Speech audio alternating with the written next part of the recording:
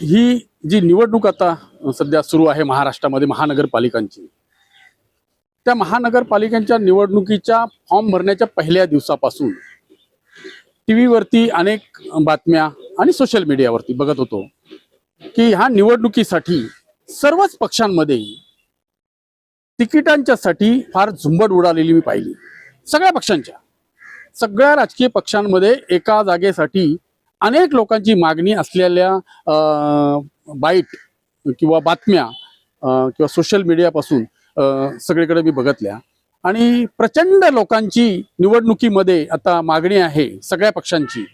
आणि सगळ्या लोकांना, जनतेमधील अनेक लोकांना आता समाजसेवा फार मोठ्या प्रमाणात करण्याचा जसा काय छंद म्हणण्यापेक्षा ते जर आता निवडून गेले नाही, निवडणुकीला उभे राहिले नाही, तर हा समाज ठप्प होऊन जाईल आणि त्यांच्याशिवाय म्हणजे ह्या देशाचा कारभार, या राज्याचा कारभार चालू शकत नाही, अशा प्रकारची उत्सुकता असल्यासारखी झुंबड सगळ्या पक्षांमध्ये उमेदवारीसाठी त्या पक्षाच्या ठिकाणी मी पाहिली.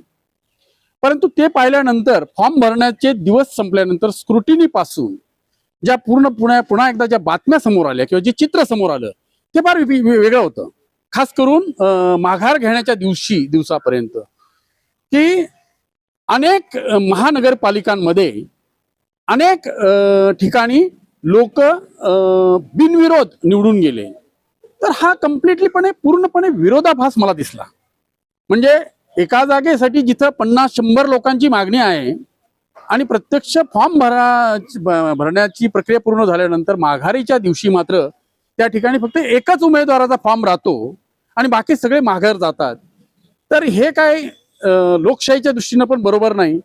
आणि खरोखर ह्याच्यामध्ये कुठं ना कुठंतरी कालबेरं आहे असं माझं ठाम मत झालं. आणि म्हणून ही जी काही संख्या महाराष्ट्राच्या समोर आली, म्हणजे 3 तारखेपर्यंत दुपारपर्यंत ती 65 होती, आता ती मला वाटते हळूहळू वाढत गेली. तर 2 तारखेलाच हे माघारीचं चित्र संपल्यानंतर जेव्हा अशा प्रकारे बिनविरोध लोक निवडून यायला लागली, त्यावेळेला मला वाटलं की ह्याच्या विरोधामध्ये आता आवाज उठवला पाहिजे. कारण आवाज जर उठवला नाही तर ही लोकशाहीला प्रचंड घातक अशी प्रक्रिया आहे.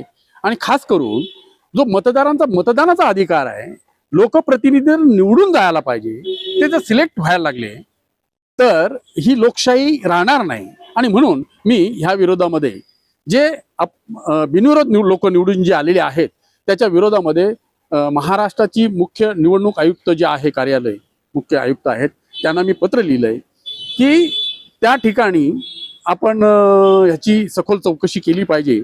आणि खऱ्या अर्थानं निवडणुकीचे जे नियम आहेत त्याची रक्षण करण्याची जबाबदारी ह्या आयुक्तांची आहे. आणि इथं तर खऱ्या अर्थानं ती पायदली तुडवताना दिसते. कारण बिनविरोध निवड हेच मुळात चुकीचं आहे, घटनात्मक चुकीचं आहे असं माझं मत आहे ठामपणे.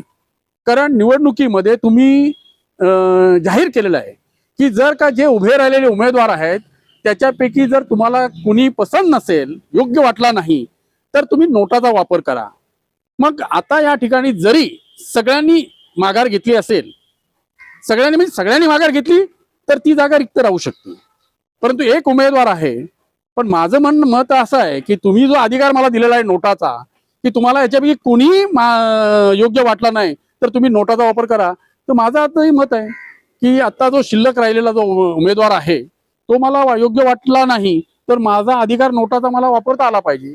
माझी ह्या मर्यादित ही मागणी आहे की इलेक्शन कमिशननं, म्हणजे भारताच्या निवडणूक आयुक्तानं हा जो नोटाचा जो ऑप्शन जनतेला दिलेला आहे तो जिवंत त्यांनी ठेवला पाहिजे. त्याच्यामुळे हे बिनविरोध निवडून आलेत, हे जे काय बातम्या आम्ही पाहतोय, जाहिराती पाहतोय, मिरवणुका पाहतोय पक्षांच्या, अजून निवडणूक आयुक्तांच्याकडून किंवा निवडणूक आयोगाने त्यांना सर्टिफिकेट दिले असं माझ्या काय माहितीत आलेलं नाही. परंतु हे जर का बिनविरोध झाले असतील आणि त्याला निवडणूक आयोग जर का हे मान्य करणार असेल तर त्यांच्या त्या प्रक्रियेला माझा विरोध आहे.